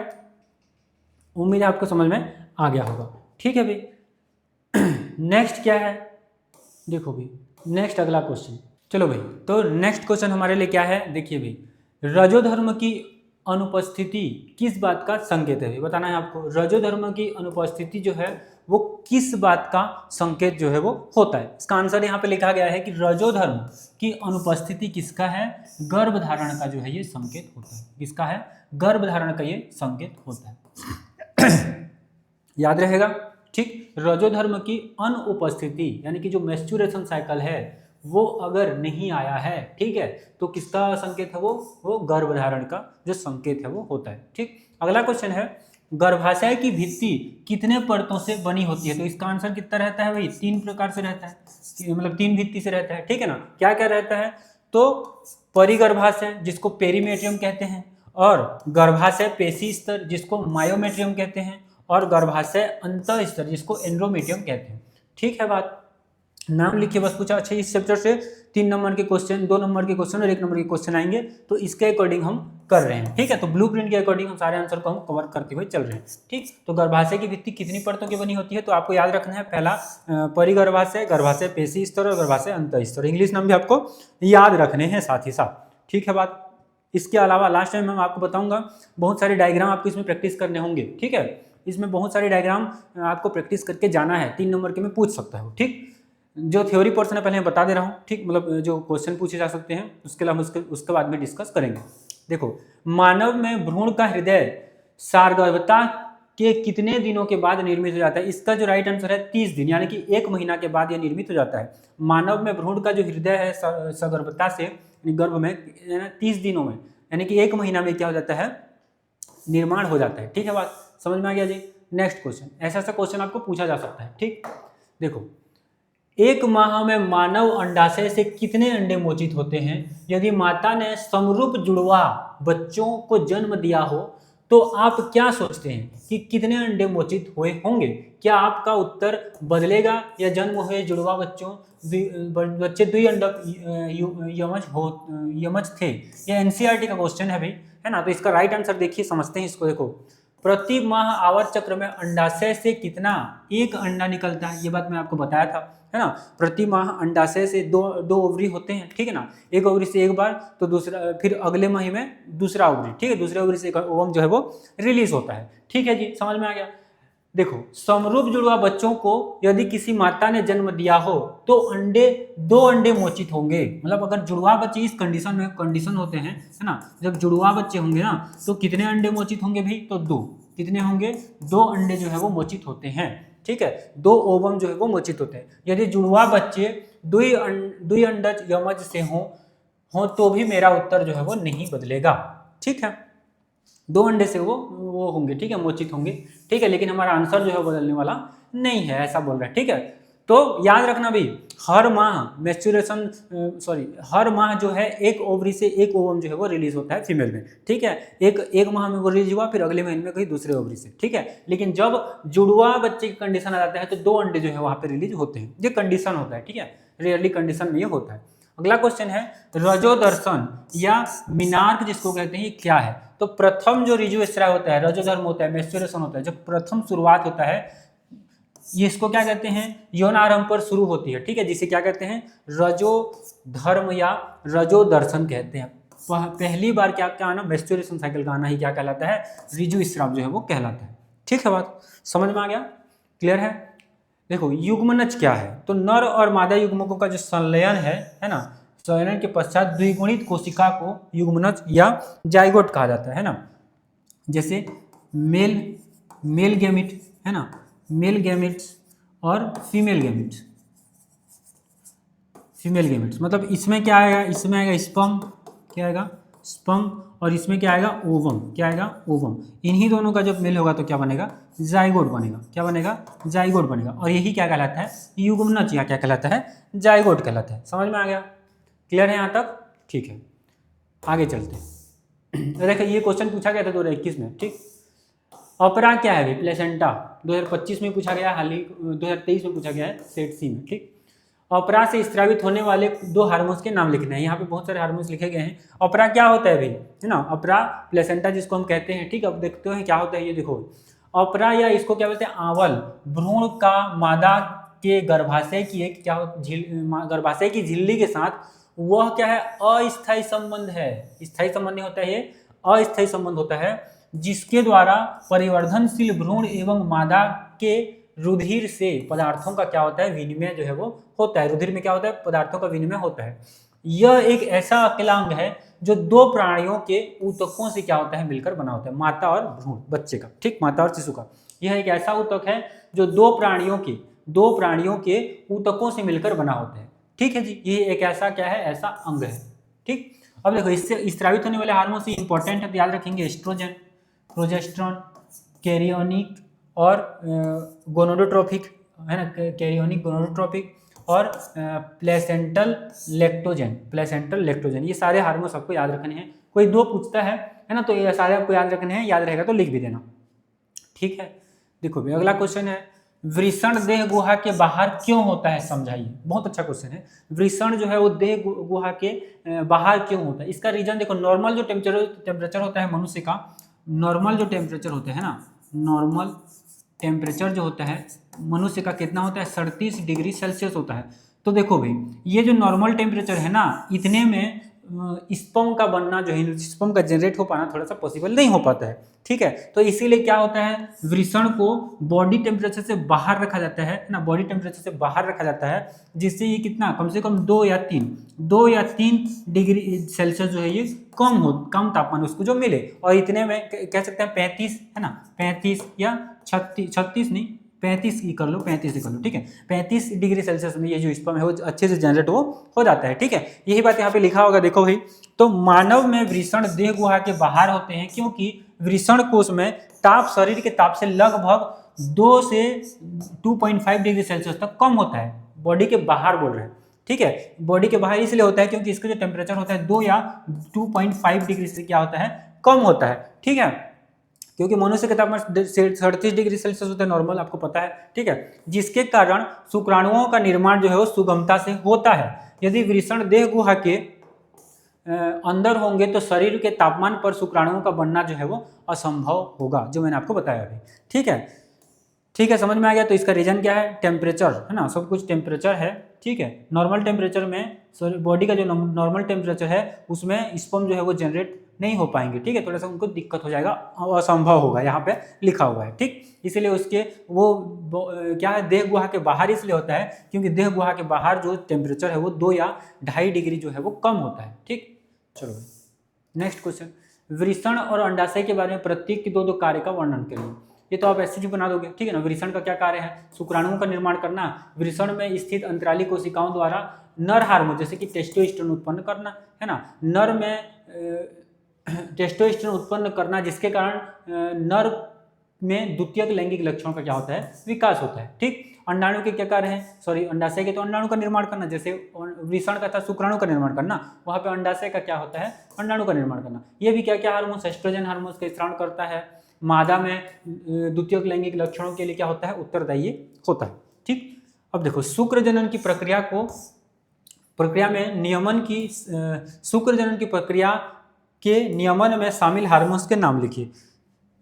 देखो भाई क्या क्या हार्मोन्स हैं, गोनोडोट्रोपिक रिलीजिंग हार्मोन्स, है ना, जिसको GnRH के नाम से जानते हैं, ल्यूटिनाइजिंग हार्मोन्स LH के नाम से जानते हैं, फॉलिकल स्टिमुलेटिंग हार्मोन FSH और एंड्रोजन्स हार्मोन्स। ये सारे हार्मोन्स के नाम आपको याद रखने हैं, मोस्ट इंपॉर्टेंट है, याद कर लो यहीं पे, ठीक है। क्या क्या होते हैं, gonadotropic release hormone, luteinizing hormones, follicle stimulating hormones और एंड्रोजन्स हार्मोन्स। सारे के सारे नाम क्लास में ही याद कर लीजिए, देखिए, ठीक है, क्योंकि सारे हार्मोन्स का नाम आपको एग्जाम में जिक्र देखने को ही मिलेगा, ठीक। चलो भाई नेक्स्ट क्वेश्चन है, आवर्त चक्र क्या है, आवर्त चक्र क्या है भाई, ठीक। आवर्त चक्र जो मेंस्ट्रुएशन का कौन से हार्मोन्स नियमन करते हैं, इसको भी एक बार समझ लेते हैं। देखो, आवर्त चक्र प्राइमेट्स के मादाओं में पाए जाने वाले जनन चक्र को आवर्त चक्र या मासिक धर्म या रज धर्म कहते हैं, जो अभी ऊपर हम लोग पढ़ रहे थे, ठीक है, शुरुआती वाला, है ना। स्त्रियों में रज चक्र, रजोधर्म, ऋजु चक्र 28 या 29 दिनों का होता है ना, सबको पता होगा, है ना, आप लोगों को पता ही होगा, ठीक। प्रथम रजो चक्र तरुणावस्था में प्रारंभ होता है ना, इसे रजोदर्शन कहते हैं। अभी हमने रजोदर्शन के डेफिनेशन में पढ़ा था ऊपर, ठीक। आवर्त चक्र के समय स्त्रियों की योनि से महीने में एक बार रक्त स्राव जो है वो होता है, पीरियड्स, एकदम नॉर्मल भाषा में क्या कहते हैं, पीरियड्स के नाम से जानते हो, ठीक, जो 3 से 4 दिन तक क्या होता है, जारी रहता है। 50 वर्ष की उम्र में यह चक्र लगभग क्या होता है, समाप्त हो जाता है। इस अवस्था को रजोनिवृत्ति कहते हैं। क्या कहते हैं, रजोनिवृत्ति कहते हैं, जब ये समाप्त हो जाता है, किस उम्र में, 50, लगभग 50 वर्ष में, ठीक। गर्भवती महिलाओं में आवर्त चक्र रुक जाता है। इस आवर्त चक्र का नियमन निम्नलिखित हार्मोन्स करते हैं: gonadotropic hormones, estrogen hormones, luteinizing hormones, follicle प्रेरक हार्मोन जिसको फॉलिकल स्टिमुलेटिंग हार्मोन्स कहते हैं, और प्रोजेस्टेरोन हार्मोन्स, ये सारे हार्मोन्स यहाँ पे हैं, ठीक है। तो समझ में आ गया इसके बारे में कि 3 से 5 दिन तक क्या होता है, रक्त का स्राव होता है ना। 50 वर्ष की उम्र में ये रुक जाता है, जब चालू होता है उसको रजोदर्शन कहते हैं, जब खत्म हो जाता है तो उसको क्या कहते हैं, क्या कहते हैं, अभी हम लोग पढ़े, आवर्त चक्र रुक जाता है और रजोनिवृत्ति कहते हैं। ये सारे पॉइंट आपको लिखना है वहाँ पे, ठीक है। आवर्त चक्र के बारे में, आवर्त चक्र क्या है तो आपको पता ही है, ठीक। और ये हार्मोन्स को आपको याद रखना है, मैंने कहा था ऊपर भी कहा कि हार्मोन्स को आपको याद रखने हैं, ये परीक्षा में पूछे ही जाएंगे, मतलब कहीं ना कहीं आप ही इसका जिक्र कर रहे होंगे परीक्षा में भी, ठीक। चलो अगला क्वेश्चन क्या है, अगला क्वेश्चन भी इंपॉर्टेंट है, ये छत्तीसगढ़ 2019-20 में पूछा गया है, ठीक। देखो भाई, प्रसव पार्ट्यूरिशियन हार्मोन्स क्या है, प्रसव को प्रेरित करने में कौन से हार्मोन शामिल होते हैं, है ना। तो इसका उत्तर देखो भाई, गर्भवती माताओं के गर्भ के बाहर निकलने की क्रिया को क्या कहते हैं, शिशु का जन्म या प्रसव कहा जाता है ना। प्रसव आपको पता ही होगा, प्रसव एक जटिल तंत्रिका अंतःस्रावी क्रिया विधि द्वारा प्रेरित होता है। प्रसव के लिए संकेत पूर्ण विकसित गर्भ एवं अपरा से उत्पन्न होते हैं, जो गर्भाशय में हल्के संकुचन को क्या करते हैं, प्रेरित करते हैं, जिन्हें गर्भ उत्क्षेपण प्रतिवर्त यानी कि फीटल इंजेक्शन रिलैक्स ये कहा जाता है, ठीक है। यह मातृपीयूष ग्रंथि से ऑक्सीटोसिन स्राव करता है, जो गर्भाशय पेशी पर क्रिया करता है, और इसके कारण गर्भाशय में 3 स्राव संकुचन प्रारंभ हो जाता है। गर्भाशय संकुचन तथा ऑक्सीटोसिन स्राव के बीच लगातार उद्दीपन प्रतिवर्त के कारण यह संकुचन जो है अत्यधिक क्या होता है, तीव्र होता जाता है ना। इसके परिणाम स्वरूप क्या होता है, शिशु माता के गर्भाशय से जनन नाल द्वारा क्या होता है, बाहर आ जाता है। इस प्रकार प्रसव की क्रिया जो है वो संपन्न हो जाती है ना। प्रसव में जो हार्मोन्स जो प्रमुख में भाग लेते हैं वो कार्टिसोल, प्रोजेस्टेरोन और ऑक्सीटोसिन ये सारे होते हैं, ठीक। समझ में आ गया ये सारी चीजें। तो ये देखो, जैसे एग्जाम में पूछेगा उसके अकॉर्डिंग मैंने पीपीटी बनाया है, और उसके अकॉर्डिंग जैसे भी आंसर आपके लिए बन सकते हैं वैसे आंसर मैंने यहाँ पे एज इट इज लिख दिए। इसी को पढ़ के आपको जाना है और ऐसे ही लिख के आना है, इसको समझ भी लेना है, एक बार अपने अकॉर्डिंग भी लिख सकते हैं, ठीक है। जो इंपॉर्टेंट है मैंने आपको उसको बता दिया यहाँ पे, ठीक। नेक्स्ट क्वेश्चन भी, हमारे समाज में लड़कियों को जन्म देने का दोष महिलाओं को लड़कियों को जन्म देने का दोष किसको दिया जाता है, महिलाओं को दिया जाता है। बताएं यह क्या सही है। देखो भाई, ये पूरा लिख दिया हूँ सार पूरा, लेकिन इसका रियल कारण, आप बायोलॉजी के स्टूडेंट है तो आपको पता ही होगा कि देखो भाई, मेल के पास है ना, कहाँ पे लिख दूं, एक मिनट,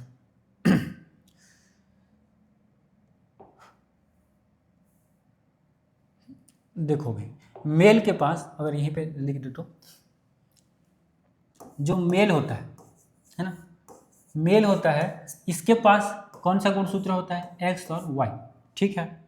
और जो फीमेल होता है, ठीक है, जो फीमेल होता है ना, फीमेल होता है, इसके पास कौन सा गुणसूत्र होता है, तो एक्स और एक्स, ठीक है। जब अब देखो, जब जायगोट इसमें जब स्पर्म और ओवम मिलेंगे तो यहाँ पे बताइए मेरे को एक बार, ठीक है, कि एक्स और एक्स हुआ तो क्या हो जाएगी, लड़की हो जाएगी, है ना, क्या हो जाएगी, लड़की हो जाएगी। और इसके अलावा अगर एक्स और वाई आया तो क्या हो जाएगा, लड़का हो जाएगा, क्या हो जाएगा, लड़का हो जाएगा।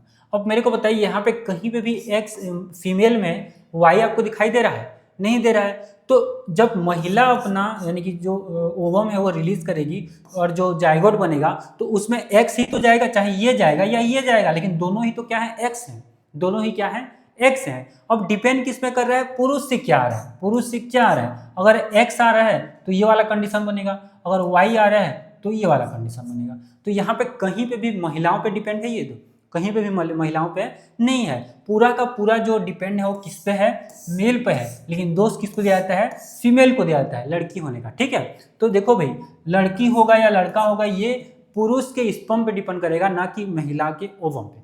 ठीक है बात, क्योंकि इसमें तो एक्स और एक्स ही होते हैं, लेकिन मेल में क्या होता है, एक्स और वाई दोनों मौजूद होता है। एक्स आएगा तो ये कंडीशन, वाई आया तो ये कंडीशन। ठीक है, तो यहाँ पे क्या बोल रहे हैं, हमारे समाज में लड़कियों को जन्म देने का दोष महिलाओं को दिया जाता है। बताएं यह क्या, यह बताएं कि यह क्यों सही नहीं है। तो क्यों सही नहीं है, ये है साइंटिफिक रीजन। ठीक है, साइंस से कहता है। ठीक, तो देखो भी इसके पास कौन कौन से गुण सूत्र हैं, एक्स और वाई, इसके पास एक्स एस है ना, फीमेल के पास, तो ये बेसिकली रीजन होता है। ठीक है, तो ये पूरा सार यहाँ पे लिखा होगा, ये पूरा सार यहाँ पे लिखा होगा, आप लोग इसको पढ़ लेना है। मैं इसको समझा दूँ कि क्यों जो है केवल लड़की पे डिपेंड नहीं करता, ये पूरा का पे डिपेंड किस पे डिपेंड है, मेल पे डिपेंड है। ठीक है भाई, मेल अगर एक्स अपना रिलीज करेगा तो क्या होगा, लड़की, और वाई देगा तो लड़का। ठीक, चलो भाई ये क्वेश्चन आपको समझ में आ गया। तो ये क्वेश्चन पूछा जाता है, देखो ये 22 में पूछा गया था सेट सी में। ठीक है, आपको समझ में आ गया। नेक्स्ट, शुक्राणु जनन और अंडाणु जनन में क्या अंतर है, और शुक्राणु जनन और अंडाणु जनन में क्या समानता है, ये दोनों क्वेश्चन आपको बताना है। ठीक, देखो भाई शुक्राणु जनन में क्या होता है, इसमें शुक्राणु कोशिका से 4 शुक्राणु क्या होते हैं, बनते हैं। एक अंड कोशिका से केवल एक ही अंड जो है वो बनता है। ठीक है बात, पहला अंतर समझ में आ गया, ये पहला अंतर, इसमें 4 और इसमें 1। ठीक, दूसरा, शुक्राणु छोटे तथा सक्रिय होते हैं, अंडाणु क्या होते हैं, अपेक्षाकृत बड़े तथा निष्क्रिय होते हैं। ये मतलब कि अचल होते हैं, केवल एक फैलोपियन ट्यूब तक आ सकते हैं, उससे आगे ये नहीं जा सकते। ठीक है, उसके बाद शुक्राणु को ही आना पड़ता है। ठीक, इससे ध्रुव कोशिकाएं नहीं बनती, इसमें 3 या 2 ध्रुव कोशिकाएं जो है वो निर्मित होती है। इसमें बने चारों शुक्राणु निषेचन में क्या होते हैं, भाग लेते हैं, है ना। ध्रुव कोशिका निषेचन में भाग नहीं लेता, इसकी किसी भी प्रवस्था में असमान विभाजन नहीं होता, इसकी तीसरी प्रवस्था में असमान विभाजन भी देखने को मिलता है। ठीक, तो ये सारे मुख्य मुख्य अंतर हैं, 5 अंतर हैं। 3 अंतर तो आपको याद होने ही चाहिए, पूछ सकता है। ठीक है, 5 नंबर के क्वेश्चन तो नहीं पूछेगा, 3 नंबर के क्वेश्चन यहाँ से पूछ सकते हैं। ठीक, समानता क्या है, तो दोनों ही जनन में 3 प्रवस्था होती हैं, गुणन, वृद्धि और परिपक्वन। ठीक है, ये 3 अवस्था दोनों ही में होता है। दूसरा क्या होता है, दोनों ही जनन में प्रथम विभाजन में गुणन प्रवस्था में समसूत्री विभाजन जो है वो देखने को मिलता है, दोनों ही में। ठीक है, परिपक्वन अवस्था में क्या होता है, दोनों में ही अर्धसूत्री विभाजन होता है, जिसके बाद शुक्राणु व अंडाणु का निर्माण जो है वो होता है।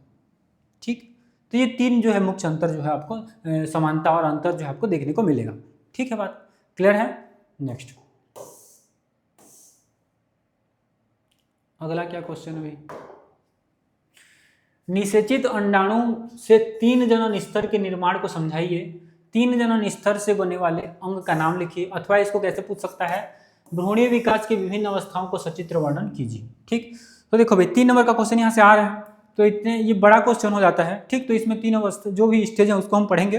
ठीक, जब थ्योरी क्लास अगर पढ़ रहे होते हैं तो पूरे डिटेल से उसको हम करते हैं, लेकिन इसको हम मार्क्स के अकॉर्डिंग हम यहाँ पे पढ़ेंगे। ठीक, देखो भाई निषेचित अंडाणु 3 अवस्था का निर्माण का क्रम निम्नलिखित है। पहला मारुला, ब्लास्टुला और गैस्टुला एक होता है। ठीक, तो देखो भाई यहाँ पर डायग्राम भी एक है, उसको देखना आप लोग। ठीक, देखो मारुला अवस्था, निषेचित अंडाणु फैलोपियन नलिका में पाया जाता है। ठीक है बात, ये बात आपको पता है, फैलोपियन ट्यूब में क्या होता है, निषेचन होता है। निषेचन के बाद निषेचित अंडाणु में विभाजन प्रारंभ हो जाता है, विदलन की क्रिया होलोब्लास्टिक होती है। ठीक है, इस क्रिया द्वारा गेंद के समान कोशिकाओं का समूह जो है वो बनता है, गेंद के समान गोले गोले बनते हैं, होलोब्लास्टिक। ठीक, जिसे मारुला कहते हैं। 3 या 4 दिन के पश्चात इसका रोपण जो है वो गर्भाशय में होता है, मतलब गर्भाशय में वो आ जाता है। ठीक, ये मरूला अवस्था में पता है। ठीक, दूसरा ब्लास्टुला अवस्था क्या होता है, जब गेंद के समान मरूला को ब्लास्टोसिल गुहा का मतलब इसमें ब्लास्टोसिल गुहा का क्या होता है, निर्माण होता है, तब भ्रूण की इस अवस्था को क्या कहते हैं, ब्लास्टुला अवस्था कहा जाता है। मारुला से ब्लास्टुला निर्माण की क्रिया को क्या कहते हैं, कोरक भवन कहते हैं। मारुला से मतलब यहाँ से यहाँ तक के बनने को जो स्टेज है उसको क्या कहते हैं, कोरक भवन के नाम से जानते हैं। नेक्स्ट गैस्टुला है ना, गैस्टुला अवस्था में क्या होता है, ये देखो भाई, ये इसका डायग्राम है, फर्स्ट क्लेवेज स्टेज, मारुला और गैस्टुला, ये ब्लास्टोसिल है ना, और ये इसका पूरे निर्माण की प्रक्रिया है। ये डायग्राम आपको एक बार देख लेना है, प्रैक्टिस भी कर लेना है। ठीक, अगर डायग्राम के साथ पूछेगा तो बताना है, लेकिन 3 नंबर के में शायद ही पूछ सकता है, लेकिन पूछ देगा तो बनाना है। ठीक, क्योंकि इसका ब्लूप्रिंट आपको पता ही है, 3 नंबर का आएगा। देखो भाई, अब गैस्टुला अवस्था में क्या होता है, भ्रूण की इस अवस्था में 3 जनन स्तर का निर्माण होता है ना। गैस्टुला में क्या होता है, 3 जनन स्तर का क्या होता है, निर्माण होता है। ठीक, इसमें उपस्थित गुहा को आर्केंट्रॉन तथा उपस्थित छिद्र को क्या कहते हैं, ब्लास्टोपोर कहते हैं। क्या कहते हैं, ब्लास्टोपोर कहते हैं। ठीक है बात। अब देखो भाई, इसमें 3 जनन स्तर एक्टोडर्म, मेसोडर्म और एंडोडर्म का निर्माण होता है। मोस्ट इंपॉर्टेंट है, ठीक है ना, 3 जनन स्तर पूछा जा सकता है, एक्टोडर्म, एंडोडर्म, मेसोडर्म। इसमें मुख्य रूप से पूछा जाएगा कौन से क्या क्या अंग बनते हैं। तो देखो भाई, एक्टोडर्म से क्या बनता है, तंत्रिका तंत्र, त्वचा, बाल, नाखून, दांत, इनेमल और आंखों का लेंस जो है वो जैसे अंग जो है यहाँ पे बनते हैं। कहाँ से, एक्टोडर्म से। मेसोडर्म से मांसपेशियां बनती है, हड्डियां, हृदय, रक्तवाहिका, गुर्दे, प्रजनन अंग और भी जैसे संयोजी ऊतक का बनना इसमें शामिल है। ठीक, और उसके बाद क्या है, एंडोडर्म। एंडोडर्म इससे पाचन तंत्र का अस्थिर, श्वसन तंत्र, यकृत, अग्नाशय, थायराइड ग्रंथि और मूत्राशय जैसे अंग जो है वो निर्मित होते हैं। ये डायग्राम आपको बना लेना है। ठीक है, ये डायग्राम प्रैक्टिस एक बार करना है आपको। ठीक है बात। चलो भाई, तो ये स्टेज है 3 अवस्था और 3 जनन स्तर। तो 3 जनन स्तर पूछेगा तो ये तीनों को लिखना है। और यहाँ पे ये क्वेश्चन जो पूछा है भ्रूणी विकास की अवस्था को, तो चित्र के साथ समझाइए, तो ये तीनों को बनाना है और ये डायग्राम को आपको बनाना है। ठीक है, ये डायग्राम को आपको क्या करना है, बनाना है। ठीक है, बात क्लियर है। चलिए अगला क्वेश्चन। अच्छा, ये अगला चैप्टर आ गया। इसमें ध्यान देना है भाई, इसमें डायग्राम भी पूछ सकते हैं ना, डायग्राम भी बहुत सारे पूछ सकते हैं। इसको लास्ट में बताऊंगा आपको। ठीक, देखो GIFT क्या है, तो इसका फुल फॉर्म है गैमीट्स इंटरफेलोपियन ट्रांसफर। ठीक, युग्मक अंतर फेलोपियन स्थानांतरण। जिन स्त्रियों में अंडाणु उत्पन्न नहीं होता किंतु इसके निषेचन और क्या है तथा भ्रूण परिवर्धन के लिए उचित वातावरण होता है, उनमें यह विधि जो है वो अपनाई जाती है। इसमें एक दाता स्त्री से अंडाणु लिया जाता है तथा उस स्त्री के फेलोपियन नलिका में स्थानांतरित कर जाता है। यह ART की एक आधुनिक तकनीक है। ठीक है, यह क्या है, एक आधुनिक तकनीकी है जिसमें क्या होता है भाई, जिसमें क्या होता है, जिन स्त्रियों में अंडाणु उत्पन्न नहीं होता किंतु क्योंकि इसके निषेचन तथा भ्रूण परिवर्धन के लिए उचित वातावरण होता है, तो उनमें क्या होता है, यह विधि जो है वो अपनाई जाती है। ठीक है, बात समझ में आ गया ये एक विधि को। तो इसका फुल फॉर्म बस पूछ देगा, है ना। इसके बारे में 2 नंबर का पूछ भी देगा, कोई वो नहीं है, 2 मत की बात नहीं है, तो आपको याद रखना है। ठीक, अब एक है परक नली शिशु, टेस्ट ट्यूब बेबी किसे कहते हैं, ये मोस्ट इंपॉर्टेंट क्वेश्चन है, पूछा जा सकता है।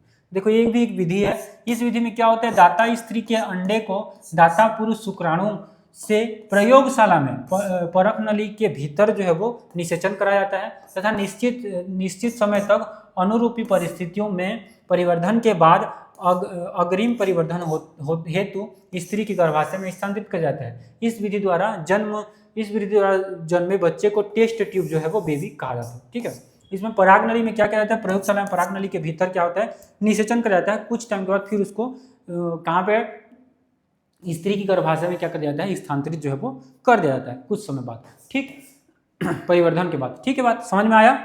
ठीक है भाई, तो ये टेस्ट ट्यूब बेबी भी पूछा जा सकता है, तो आप लोगों को देख लेना। नेक्स्ट क्वेश्चन, पिल्स क्या है भाई, पिल्स क्या है आपको बताना। देखो पिल्स क्या है, यह गर्भ निरोधक के रूप में किस प्रकार कार्य करती है, पढ़ लेते हैं एक बार। महिलाओं के द्वारा खाया जाने वाला गर्भ निरोधक प्रोजेस्टेरोन और एस्ट्रोजन का संयोजन, जिसे थोड़ी मात्रा में मुंह द्वारा लिया जाता है। यह मुंह से टिकिया के रूप में ली जाती है, यह पिल्स के नाम से लोकप्रिय है। ये गोलियां 21 दिन तक प्रतिदिन ली जाती है और इन्हें आवर्त चक्र के प्रथम 5 दिनों, मुख्यतः पहले दिन से ही शुरू करना चाहिए। गोलियां समाप्त होने के 7 दिनों के अंदर के बाद जब पुनः आवर्त चक्र शुरू होता है फिर से वैसे ही लिया जाता है और यह क्रम तब तक जारी रहता है जब तक कि गर्भ निरोधक की अवस्था जो है वो होती है। ठीक है बात। और देखो, ये अंड उत्सर्जन और रोपण रोकने के साथ गर्भाशय ग्रीवा की श्लेष्मा गुणता को बदल देती है, जिससे शुक्राणु के प्रवेश पर रोक लग जाती है या उनकी गति धीरे अथवा मंद हो जाती है। ये गोलियां बहुत ही प्रभावशाली और बहुत ही कम दुष्प्रभाव वाली होती है। महिलाओं द्वारा ये खूब स्वीकार्य है। ठीक है। सहेली नामक नई गर्भ निरोधक गोली है। यह हफ्ते में एक बार ली जाने वाली गोली है। इसके दुष्प्रभाव बहुत कम है। यह उच्च निरोधक क्षमता जो है वाली होती है। ठीक है। तो ये सारी बातें किसके लिए, गर्भ निरोधक के रूप में किस प्रकार कार्य करती है पिल्स, इसके बारे में बताया गया है। ठीक है। तो गर्भ निरोधक के बारे में ये सारे पॉइंट्स थे और ये जो सहेली है नया है तो आपको देख लेना एक बार। ठीक है, एक बार इसको रीड कर लेना। ठीक। नेक्स्ट क्वेश्चन है एमनियोसेंटेसिस और अंग प्रत्यारोपण क्या होते हैं। ठीक है, एमनियोसेंटेसिस और अंग प्रत्यारोपण क्या होते हैं। ठीक है बात। देखो क्या होते हैं एमनियोसेंटेसिस और क्या होते हैं अंग प्रत्यारोपण, तो ये बात आपको ध्यान रखना है।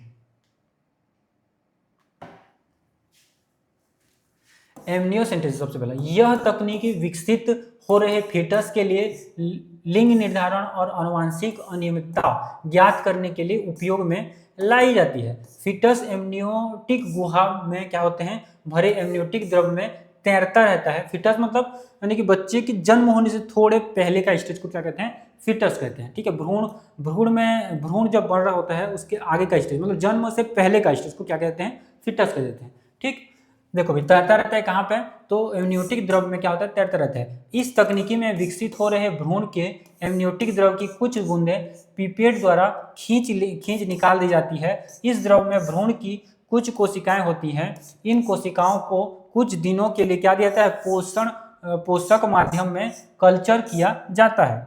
उसके बाद कोशिकाओं की जांच की जाती है, जिससे तीसरे महीने में विकसित हो रहे भ्रूण की लिंग का ज्ञात हो जाता है। इस तकनीकी का उपयोग गुणसूत्रीय असामान्यताओं और जैव रासायनिक दोषों को ज्ञात करने के लिए किया जाता है। ठीक है। तो इसका मुख्य रूप से उपयोग किसके लिए किया जाता है इस तकनीकी का, तो याद रखना गुणसूत्रीय असामान्यताओं और रासायनिक दोषों को ज्ञात करने के लिए किया जाता है। ये कानूनी वाला है ना, एमनियोसेंटेसिस। आजकल जो इसका मेल है कि फीमेल है, इसमें भ्रूण की लिंग का पता चल जाता है ना, मेल है कि फीमेल है, इसका जानने के लिए लोग आजकल इसका प्रयोग मतलब चलन में आ गया था। लेकिन ये कानूनी है, मतलब गैर कानूनी है। अगर करते हैं ना कोई कि मतलब फीमेल है तो गिरा देते हैं बच्चा, ये सारी चीज़ें। ठीक है। तो ये मतलब एमनियोसेंटेसिस जो है मुख्य रूप से अगर क्यों इसके लिए बनाया गया था, तो गुणसूत्रीय असामान्यताओं और रासायनिक दोषों को ज्ञात करने के लिए बनाया गया था, ताकि उसका सुधार जो है वो किया जा सके। ठीक है। ना कि मेल फीमेल का ज्ञात करके, है ना, ज्ञात करके मतलब फीमेल है तो थोड़ा सा कोई होते हैं ना, फीमेल है तो बच्चा गिरा देने वाला सोच रखते हैं ना, पूर्वाग्रह से ग्रसित होते हैं ना, रूढ़िवादी वाले होते हैं। तो इस प्रकार के लिए ये कभी कभी यूज